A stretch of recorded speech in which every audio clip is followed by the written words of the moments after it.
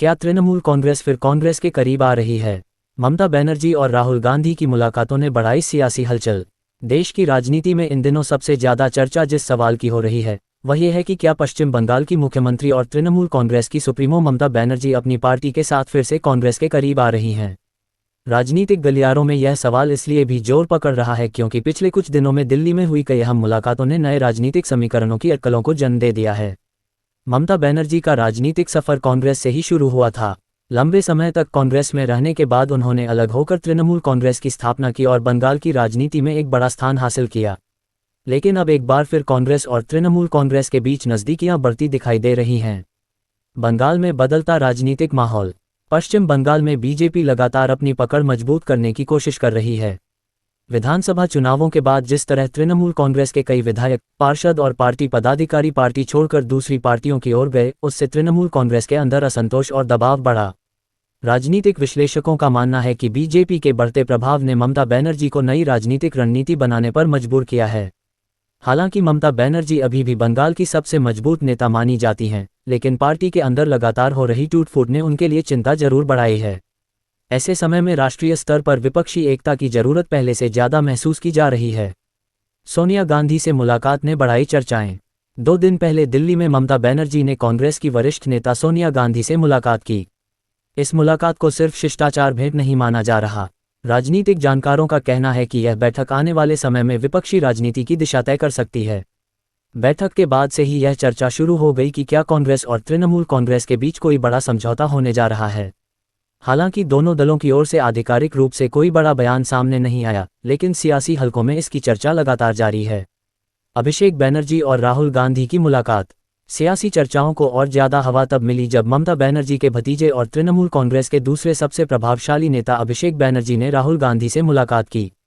इस मुलाकात को बेहद अहम माना जा रहा है क्योंकि अभिषेक बनर्जी को तृणमूल कांग्रेस का भविष्य माना जाता है। राजनीतिक विश्लेषकों का मानना है कि यदि दोनों दलों के बीच रिश्ते सामान्य नहीं होते तो इतनी अहम मुलाकातें संभव नहीं थीं। यही कारण है कि अब ये सवाल और तेज हो गया है कि क्या तृणमूल कांग्रेस भविष्य में कांग्रेस के साथ मिलकर बीजेपी के खिलाफ बड़ा मोर्चा तैयार करने वाली है। क्या विपक्षी एकता की तैयारी।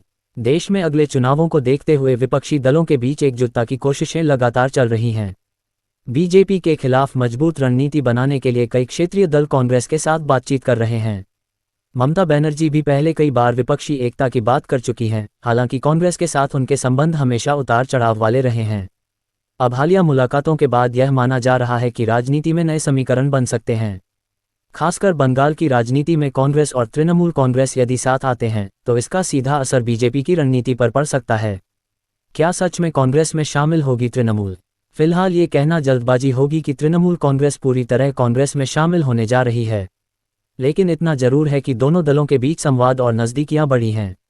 राजनीतिक जानकारों के अनुसार यह गठबंधन की दिशा में एक कदम हो सकता है, न कि पार्टी विलय की ओर। ममता बनर्जी हमेशा खुद को राष्ट्रीय राजनीति में एक मजबूत विकल्प के रूप में पेश करती रही हैं। वहीं कांग्रेस भी विपक्ष को एक मंच पर लाने की कोशिश में जुटी हुई है। ऐसे में आने वाले दिनों में भारतीय राजनीति में बड़े बदलाव देखने को मिल सकते हैं। निष्कर्ष। दिल्ली में हुई मुलाकातों ने देश की राजनीति में नई बहस छेड़ दी है।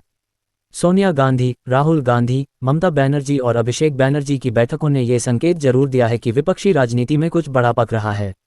हालांकि अभी तक किसी औपचारिक गठबंधन या पार्टी विलय की घोषणा नहीं हुई है, लेकिन राजनीतिक हलचलें साफ बता रही हैं कि आने वाले समय में विपक्ष बीजेपी के खिलाफ बड़ी रणनीति बना सकता है।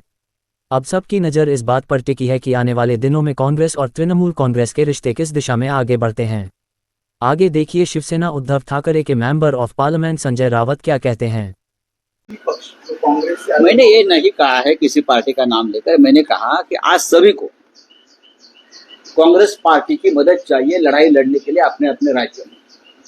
मैंने देखा कि ममता बनर्जी कल तक कांग्रेस का नाम लेने से बहुत कतराती थी, गुस्सा आता था, लेकिन जब संकट में आ गई, जब उनके ऊपर हमले शुरू हो गए, उनको हराया गया, तब सबसे पहले उनको कांग्रेस की याद आ गई। होना चाहिए ऐसा। तो मैंने कहा कि अब ये समय है कि कांग्रेस पार्टी से जो जो फैक्शन बाहर निकले थे, नेता बाहर निकले थे और उसने अपने अपने दल खड़े किए, चाहे महाराष्ट्र हो, चाहे पश्चिम बंगाल हो, चाहे उड़ीसा हो, चाहे तेलंगाना हो, चाहे आंध्र हो, सभी ने कांग्रेस में आकर कांग्रेस के झंडे के नीचे अपनी नई शुरुआत करनी चाहिए और कांग्रेस को मजबूत करना चाहिए। आघाड़ी की मीटिंग में भी आपने ये बात कही है। ठीक है, बात चली है, बात चलती रहेगी।